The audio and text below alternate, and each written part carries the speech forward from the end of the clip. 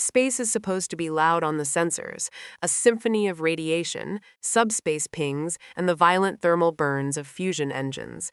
But on November 12, 2241, the largest armada in the known galaxy went absolutely terrifyingly silent. Just 5 minutes earlier, the High Chancellor of the Galactic Coalition had banged his gavel, officially classifying humanity as a Class 9 non-threat, a species of glorified apes barely capable of leaving their own solar system. It was the greatest miscalculation in the history of the cosmos. By the time the echo of that gavel faded across the translation matrices, 70 alien dreadnoughts were dead in the water. Welcome to the day Earth stopped pretending.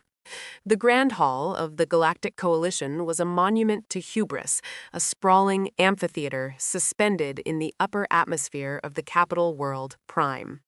It was constructed of spun glass and hardened starlight designed to make any newly discovered species feel infinitesimally small. Standing at the center of the deliberation floor was Ambassador Jonathan Hayes.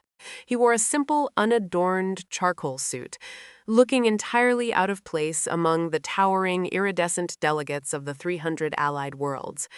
Beside him stood Admiral Richard Hughes of the United Earth Navy, his dress uniform heavily decorated but physically unimposing. Thanks to the Coalition standardized neuro-linguistic translation matrix, a mandatory implant for all diplomatic proceedings, the towering four-armed reptilian avian hybrids leading the council registered to the humans with perfectly standard Western names. It was an automated quirk of the system, matching complex alien pheromone titles to the nearest cultural equivalent in the user's brain. To Hayes and Hughes, the supreme ruler of the galaxy was simply known as Chancellor Alistaster. The proceedings are concluded. Alistaster's voice boomed, translated perfectly into Oxford English, dripping with a condescension that transcended species barriers. The independent auditors have reviewed the technological and sociological development of the species known as humanity. Native to the Sol system, Alistair looked down his elongated snout, shuffling a series of glowing data slates. Your primary propulsion relies on highly inefficient thermonuclear fusion. Your shielding capabilities are rudimentary electromagnetic fields barely capable of deflecting micrometeoroids, let alone a focused plasma lance. Your society is fractured, recovering from a series of internal resource wars less than a century ago. Frankly, Ambassador Hayes, it is a miracle you managed to warp outside of your localized gravity. Well, Jonathan Hayes bowed his head slightly, a perfect picture of humbled acceptance. We are a young species, Chancellor Alistaster. We have much to learn from the elder worlds. We only ask for the right to observe, to trade within our meager means, and to exist peacefully within our borders. In the gallery, a ripple of low-clicking laughter echoed from the delegates. It was the laughter of apex predators watching a wounded daffer mission to graze. The Coalition does not grant Pierce status out of charity, stated Ambassador Cornelius, a bulky, chitinous delegate representing the Coalition's military arm. You are an evolutionary dead end, a localized curiosity. You possess nothing of value to the wider galaxy, and you pose no threat to our hegemony. Admiral Hughes stood perfectly still, his hands clasped behind his back. Not a single muscle in his jaw twitched. He had spent the last 10 years preparing for this exact moment, drilling his officers, retrofitting the fleet, and waiting for the galaxy to lower its guard. Therefore, Chancellor Alistair announced, raising a crystalline gavel, by the unanimous vote of the High Council, humanity is officially designated a Class 9 non-threat. You'll be denied access to the subspace transit gate. You will remain confined to the Sol system and its 3 closest neighboring stars. A Coalition pacification fleet will remain stationed at the edge of your system to ensure you do not exceed these boundaries. Do you accept these terms, Ambassador? We accept the reality of our situation, Chancellor, Hayes replied smoothly. The gavel struck the pedestal. A resonant chime echoed through the chamber, sealing humanity's fate in the galactic registry. Dismissed, Alistair said, waving a hand as if swatting away an insect. Hayes and Hughes turned and walked out of the chamber. They maintained their submissive posture until they reached the soundproofed interior of their diplomatic shuttle. The heavy Duracell doors hissed shut, locking out the noise of the alien metropolis. Ambassador Hayes let out a long, heavy exhale, loosening his tie. He looked over at the Admiral. "Well, Richard, they bought it. Hook, line, and sinker." Admiral Hughes pulled a secure quantum-encrypted communicator from his breast pocket. A rare, dangerous smile spread across his weathered face. "They didn't just buy it, Jonathan. They gave us the receipt." Hughes activated the communicator. The channel was a direct link to the UNS Aegis, currently holding position on the dark side of Earth's moon. Hughes to command.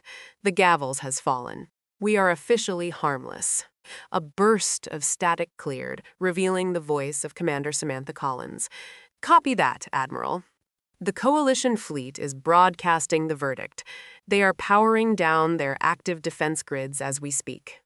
Execute operation Let There Be Dark," Hughes ordered softly. "With pleasure, sir." 3 billion miles away, just beyond the frozen orbit of Jupiter, the Coalition pacification fleet held its formation. 70 dreadnoughts, each the size of a small terrestrial city, hung in the void. They were heavily armed, bristling with anti-atter cannons and dark light projectors. An overwhelming display of force meant to intimidate the primitives of Earth. Aboard the flagship, Invincible, Fleet Admiral Harrison's, another translated name assigned to a hulking four-eyed amphibian commander, relaxed into his command chair. The bridge was bathed in the warm golden glow of the ship's primary plasma reactor core readout. Incoming transmission from Prime. His communications officer, Lieutenant Reginald, chirped from his console. "The Council has reached a verdict. Humanity is classified. Class 9. Confinement protocols are in effect." Harrison's let out a wet, rumbling sigh of relief. He had been dreading this assignment. Sitting on the edge of a dirtball system, watching hairless bipeds stumble around in metal tin cans was a punishment, a waste of his tactical brilliance. Finally, Harrison grumbled, "Stand down from condition red. Lower the primary kinetic barriers. They draw too much fuel and we won't be needing them. Route the excess power to the recreational simulators. Let the crew relax. These apes aren't going to do anything but fling rocks at us. Barriers lowering to 20%. Reginald confirmed. Active targeting arrays are entering standby mode. Just 20,000 kilometers away, the Earth Defense Fleet was lined up in a defensive posture. To Harrison's advanced sensors, the human ships looked pathetic. They were bulky, asymmetrical, and leaked massive amounts of thermal radiation. Their armor was thick, primitive titanium plating, and their engines sputtered with the archaic signature of standard fusion. They were, by all galactic standards, flying coffins. Aboard the UNS Aegis, Commander Samantha Collins watched the telemetry data scroll down her holographic display. The moment Harrison's fleet lowered their shields, the board lit up green. Target has lowered their primary barriers. Chief Engineer Arthur Penhaligon reported from the pit below her. His fingers flew across his console. "They are completely relaxed, Commander. They think the show is over." "The show," Collins said, leaning forward in her chair, "is just starting. Arthur, drop the masquerade." Dropping the masquerade. Disengaging thermal baffles, initiating the Casimir Cascade. Throughout the Earth fleet, a terrifying transformation began. The clunky, primitive fusion reactors that the Coalition had detected were not engines at all. They were massive, heavily shielded containment vessels. And inside them were humanity's true power sources. Zero-point energy siphons, experimental technology that didn't just bend the laws of physics, but shattered them. The humans hadn't been wasting their time with plasma or antimatter for 50 years, secretly operating in deep-crust black sites on Mars and Titan. They had cracked dark energy, but they knew if they revealed it, the Coalition would wipe them out of fear. So they built ugly, inefficient ships, wrapped them around their dark energy drives, and waited. Dark drives are spooling up. Penhaligon reported, his voice tight with adrenaline. Synchronization across the fleet is at 99%. Activate the null field, Collins ordered. In the vacuum of space, there was no sound, but there was a sudden, violent distortion of light. From the hull of the Aegis, a wave of absolute freezing blackness erupted outward. It wasn't a weapon that fired a projectile. It was a localized tier in subspace, a frequency jammer designed specifically to target and devour the high-frequency plasma signatures used by every single ship in the Coalition fleet. Aboard the Invincible, Fleet Admiral Harrison was halfway through sipping a nutrient broth when the golden lights of his bridge violently flickered. "What was that?" Harrison snapped, sitting up straight. "Report, sir!" Chief Science Officer Leonard shouted, his 4 eyes wide with panic. I don't understand. We are experiencing a massive localized energy drain. It's not an attack. It's the ambient energy is just disappearing. Switch to secondary reactors. Root power from life support. I'm trying, sir. The secondary reactors are dead. The plasma is being snuffed out. It's like someone is pouring water onto a fire, but at a subatomic level. The golden lights on the bridge died completely, plunging the alien crew into absolute darkness. A second later, the emergency crimson backup lights flared to life, casting long, bloody shadows across the bulkheads. The deep, comforting hum of the Invincible's massive engines ground to a horrifying halt. Gravity plating failed. Crew members began to float upward, thrashing in panic as the artificial gravity ceased to exist. "Reginald!" Harrison roared over the rising screams of his crew. "Get the council on the horn. Tell them the humans are attacking." "I can't, sir," Reginald shouted, floating upside down near his console, frantically tapping at dead crystalline keys. "The comms are down. Subspace arrays are completely dead, the entire fleet." "Sir, the entire fleet has gone dark. 5 minutes. That was all it took." 5 minutes after being declared a non-threat, the Invincible Coalition Armada was completely paralyzed, adrift in the cold vacuum of Jupiter's shadow. Total silence is a rare and terrifying thing on a starship. A vessel in space is a living, breathing machine, constantly vibrating with the circulation of air, the hum of power conduits, and the rhythmic thrum of propulsion.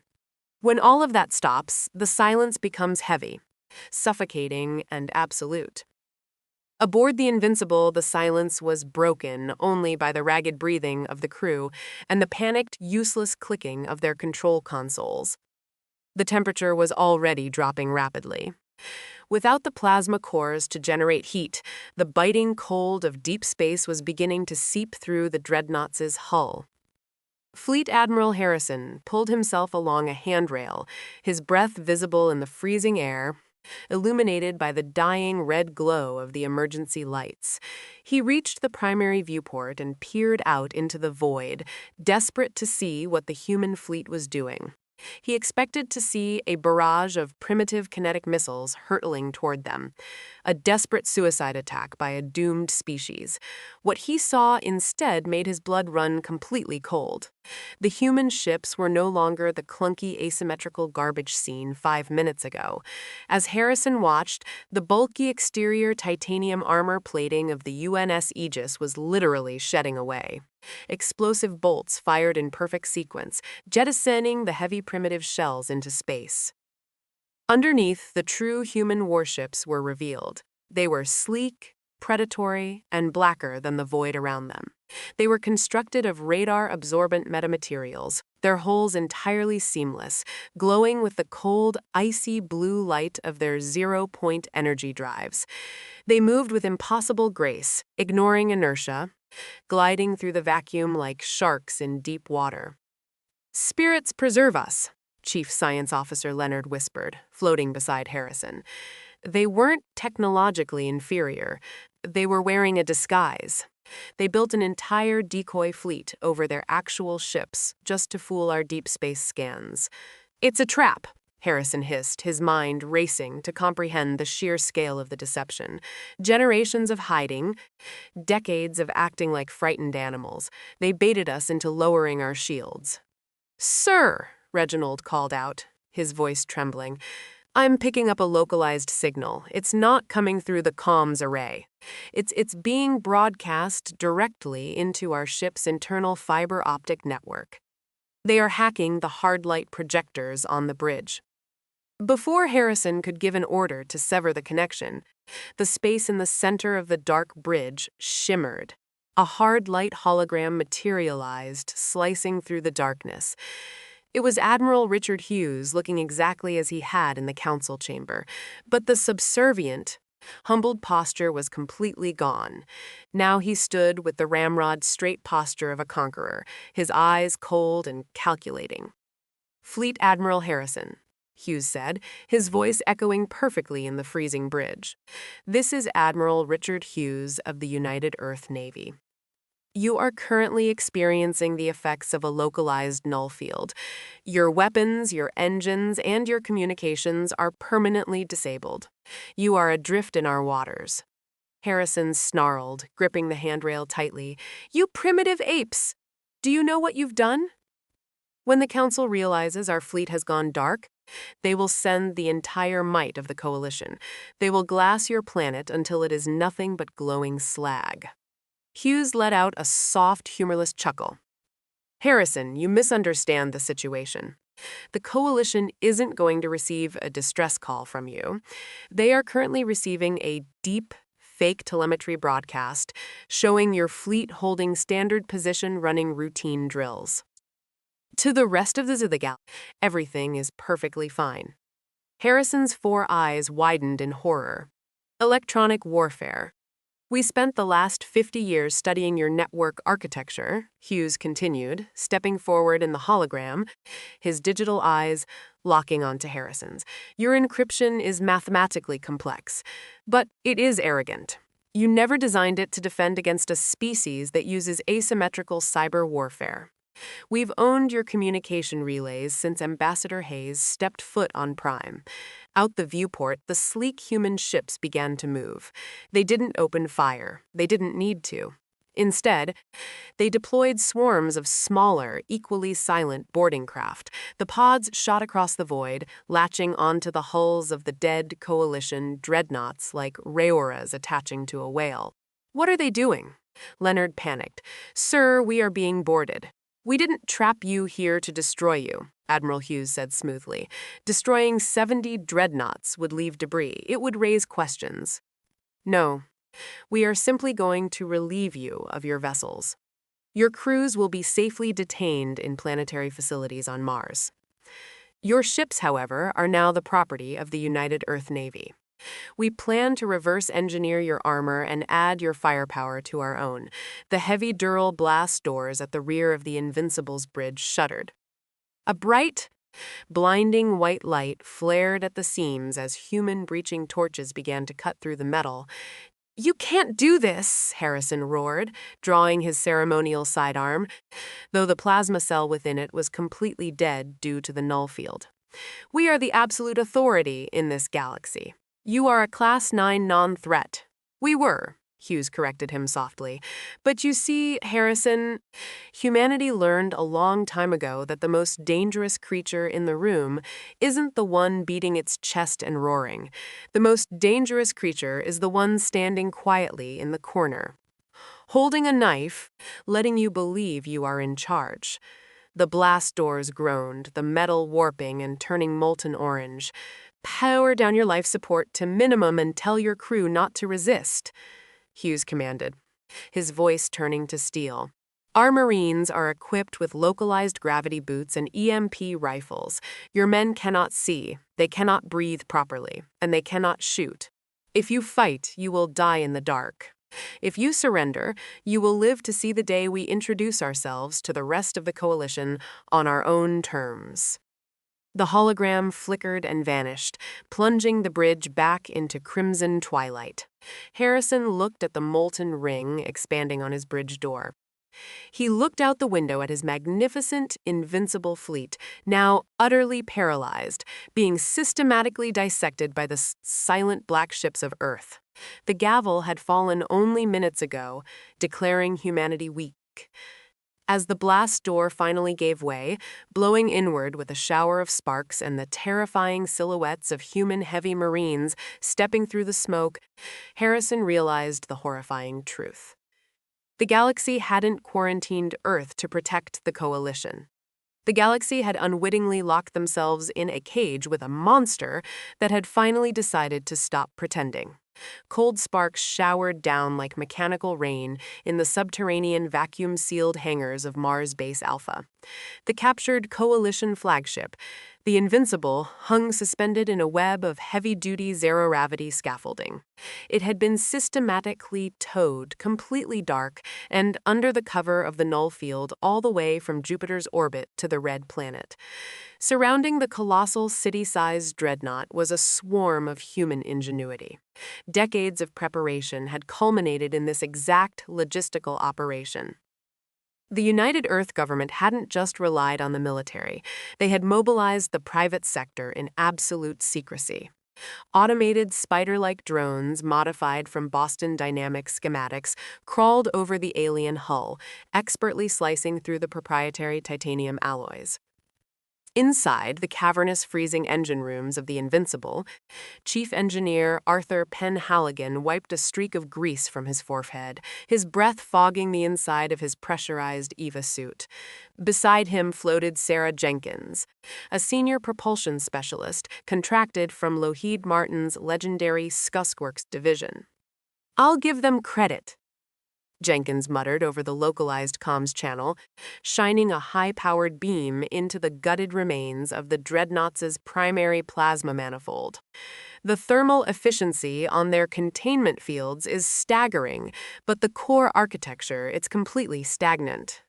It's like looking at a beautifully polished steam engine. They haven't had an original engineering thought in 1,000 years. "They never needed one," Penhaligon replied, routing a bundle of fiber optic cables into a portable diagnostic terminal. "When you conquer the galaxy using overwhelming force and standard physics, you stop looking for the loopholes. The Coalition plateaued. Humanity, on the other hand, was forced to dig in the dirt and look for cracks in reality just to survive." Penhaligon tapped a sequence on his pad. A joint task force of data analysts from Palantir and cryptographers from the NSA were currently stationed 3 levels up, brute-forcing the alien mainframe. Earth wasn't just stealing ships. They were downloading the Coalition's entire database, star charts, supply routes, tactical doctrines, and most importantly, the exact patrol schedules of every fleet in the galaxy. Suddenly, a sharp, piercing alarm shrieked through the internal comms of the salvage crew. Chief Penhaligon. Commander Samantha Collins's voice cut through the static tight with urgency. "We have a situation. Deep-can ground-penetrating radar just picked up an anomaly in the keel of the dreadnought. It's a localized power spike completely shielded from the null field." Jenkins frowned, rapidly pulling up the ship schematics. "That's impossible. We drained the plasma reserves. There's no power source left on this ship." "It's not running on plasma, was I?" Collins countered. "Palantir just decrypted the captain's private manifest. It's a quantum-entangled distress beacon, a fail-safe. It draws ambient thermal energy and it's spooling up.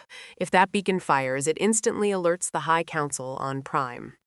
The deep fake telemetry we are broadcasting will be exposed. How long until it transmits?" Penhaligon demanded, already pushing off the bulkhead and propelling himself down the central access corridor. 4 minutes. You can't use energy weapons or EMPs to disable it. The system is designed to detonate and transmit upon detecting hostile energy signatures. "Old school it is," Jenkins said, matching his pace. She unclipped a heavy analog breaching tool from her belt, essentially a high-tech diamond-tipped crowbar. The 2 engineers navigated the labyrinthine, pitch-black corridors of the Invincible, relying entirely on their suit lights. The temperature was dropping near absolute zero, the walls lined with a thick layer of frost. They reached the lowest deck, a cramped maintenance crawl space that the hulking-formed alien crew likely never visited. At the end of the corridor, behind a grated panel, a pulsing violet light throbbed like a mechanical heartbeat. 3 minutes, Collins warned over the radio. Jenkins jammed the diamond-tipped pry bar under the heavy grating. "Give me a hand," she grunted. Penhaligon grabbed the bar, and together they strained against the alien metal. With a deafening screech that echoed through the dead ship, the grating tore free. Inside the cavity sat a flawless, crystalline sphere suspended in a magnetic cradle. It was humming, vibrating with latent energy. "It's a localized entanglement matrix," Penhaligon realized, his eyes wide. "If we smash it, the sudden collapse of the quantum state will send a localized burst anyway. We can't break it. We have to blind it." 2 minutes. "Thermite," Jenkins said immediately, her engineering brain shifting into overdrive. "We melt the cradle, sever the magnetic suspension, and drop the crystal into a lead-lined containment box. It won't transmit if the physical link to the ship's hull is severed gently." Penhaligon didn't hesitate. He pulled a stick of military thermite paste from his tactical webbing, a crude chemical compound completely invisible to sophisticated energy sensors. He carefully lined the edges of the magnetic cradle, his hands remarkably steady despite the ticking clock. 60 seconds. Collins's voice was a harsh whisper. Jenkins held out a dense lead-lined sample container. "Do it." Penhaligon sparked the chemical fuse. A brilliant, blinding white flare illuminated the cramped space as the thermite burned at 4,000 degrees. The advanced alien alloy of the cradle, designed to withstand plasma, simply melted under the ferocious localized chemical heat. With 30 seconds to spare, the magnetic field failed. The violet crystal dropped neatly into Jenkins's lead-lined box. She slammed the lid shut and locked the hermetic seal. The violet glow was instantly snuffed out. The comms channel went dead silent. "Commander Collins," Penhaligon asked, his heart hammering against his ribs, "talk to me. The spike is gone." Collins breathed the heavy sigh of relief. Telemetry remains stable. "The galaxy still thinks the pacification fleet is happily sitting in Jupiter's orbit. Good work, you two. Get back to the salvage. We are on a strict timetable." While the engineers on Mars dissected the Coalition's greatest weapons, Ambassador Jonathan Hayes was busy dissecting their society. On the capital world of Prime, trillions of miles away, Hayes was attending a grand gala hosted by the Coalition's Ministry of Commerce. The sprawling ballroom was a masterpiece of floating crystal platforms and cascading luminescent waterfalls. Hayes stood near a buffet of exotic synthesized meats, holding a flute of sparkling blue liquid perfectly playing the role of the Uruk primitive diplomat. "Ah, Ambassador Hayes," sneered Ambassador Cornelius, the massive chitinous delegate who had pushed so hard for humanity's quarantine. He approached Hayes with a heavy thudding gait, enjoying the scraps of civilized society. "I imagine this is quite overwhelming for a species that still uses combustion engines for ground transport." Hayes offered a polite, self-deprecating smile. "Indeed, Ambassador Cornelius, the grandeur of Prime is beyond our comprehension. We are merely grateful the Coalition allows us to observe." "See that you remember your place," Cornelius rumbled, taking a massive bite of a glowing fruit. "Your confinement is a mercy. Do not test the boundaries of the Sol system." "We wouldn't dream of it," Hayes replied, taking a sip of his drink. As Cornelius lumbered away, Hayes tapped his wristwatch. It looked like a standard analog timepiece, but it was a heavily shielded, quantum-encrypted terminal linked directly to Earth intelligence. Hayes wasn't just attending parties. He was the pointman for Operation Locust. Using a complex web of shell corporations established by financial architects from Goldman Sachs and BlackRock, working covertly through automated proxy servers on the galactic extranet, Earth was currently waging a silent, devastating economic war. The Coalition relied heavily on a rare isotope called valerium to maintain the structural integrity of their transit gates. For the past month, human-backed proxy firms had been aggressively short-selling Valerium futures while simultaneously orchestrating subtle targeted cyber attacks on the primary mining facilities in the Outer Rim. The Coalition didn't know it yet, but their supply chain was bleeding out. By the time they realized the shortage wasn't a natural market fluctuation, Earth would control 60% of the galaxy's transit infrastructure through corporate proxy. "We don't need to fire a shot to bring you to your knees," Hayes thought, watching the glittering alien elite dance in the ballroom. "You gave us the keys to the castle because you thought we were too stupid to know what a lock was." 8 months after the gavel fell, the illusion finally broke. Chancellor Alistair was facing a political crisis. The sudden, inexplicable crash of the Valerian market had caused localized recessions across 30 core worlds. Civil unrest was brewing. Alistair needed a distraction, a projection of absolute strength to remind the galaxy why the Coalition High Council was to be feared and respected. He chose Earth. Alistair assembled the Grand Armada, a terrifying fleet of 500 capital ships, dreadnoughts, and planetary siege platforms. He intended to warp into the solar system, publicly inspect the primitive humans, and perhaps glass one of their uninhabited moons, just to demonstrate the consequences of defiance to the rest of the galaxy. Aboard his golden Palak-like flagship, the Righteous Fury, Alistair stood on the command deck. To his left stood Ambassador Cornelius, eager for a show of force. To his right, in a localized hard-like containment cell, stood Ambassador Jonathan Hayes. Alistair had brought the human diplomat along to force him to witness the sheer, overwhelming power of his masters. "Prepare to exit subspace," Alistair ordered, smoothing his ornate, iridescent robes.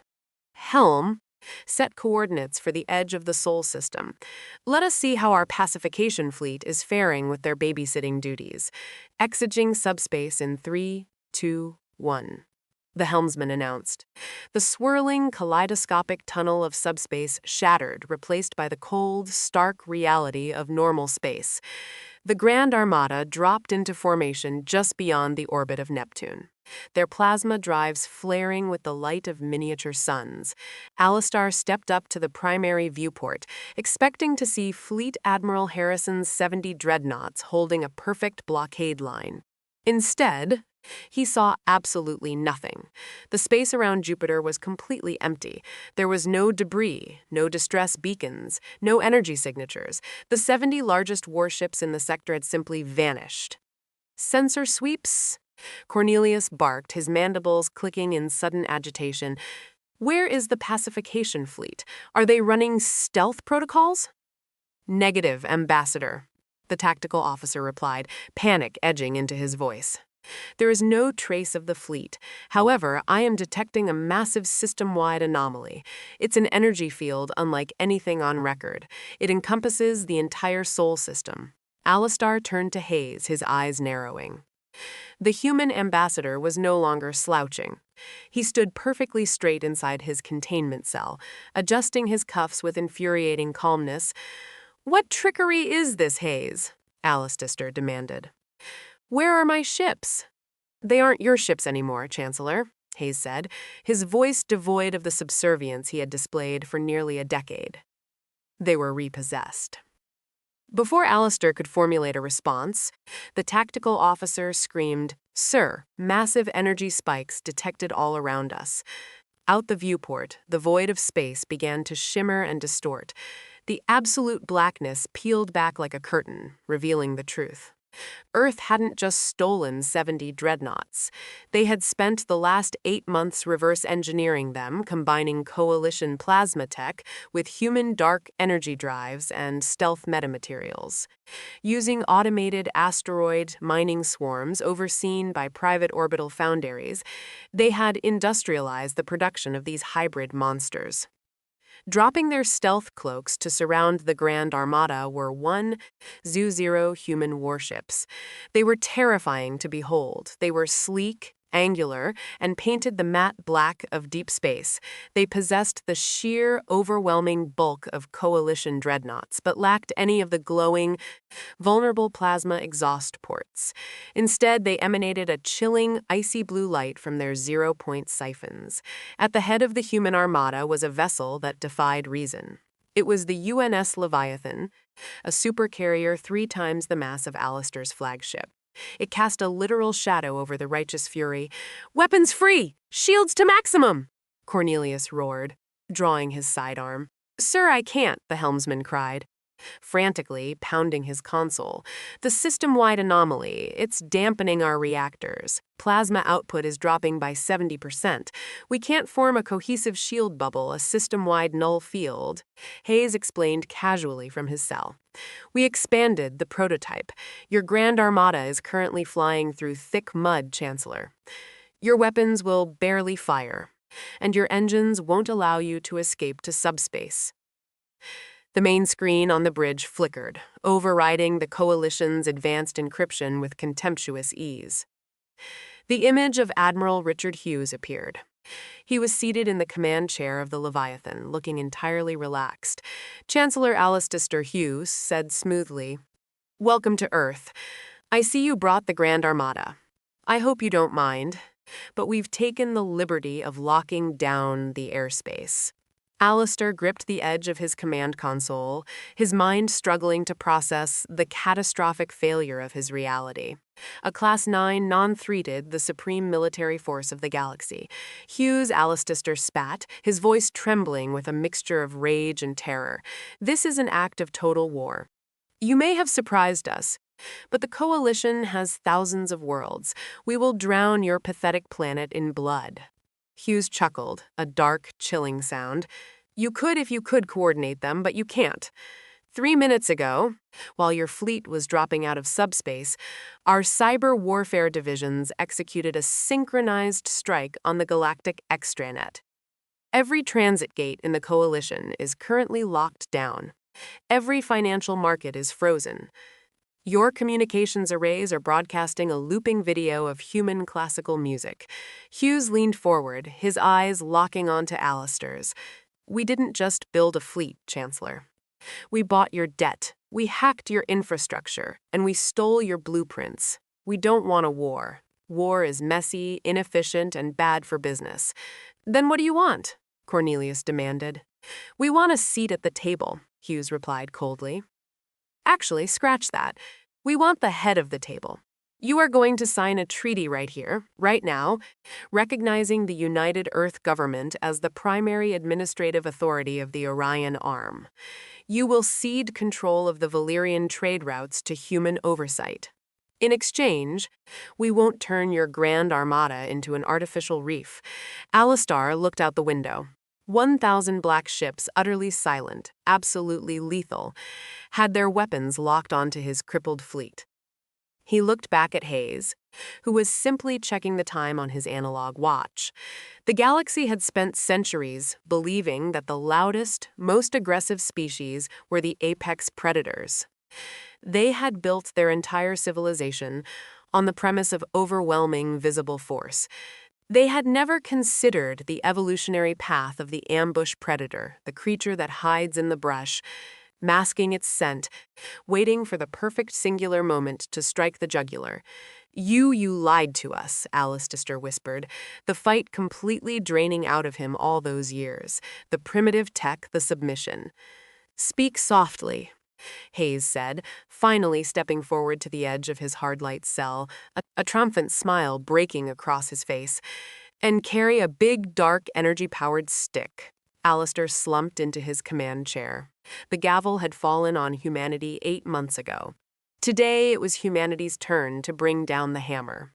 "Transmit the surrender protocols," Alistair ordered his helmsman, his voice hollow. The reign of the Galactic Coalition was over. The era of Earth had begun. The universe is a dangerous place filled with empires that rule through fear and overwhelming force. But as the Galactic Coalition learned on that fateful day, the most terrifying force in the cosmos isn't plasma or antimatter. It's human ingenuity backed into a corner.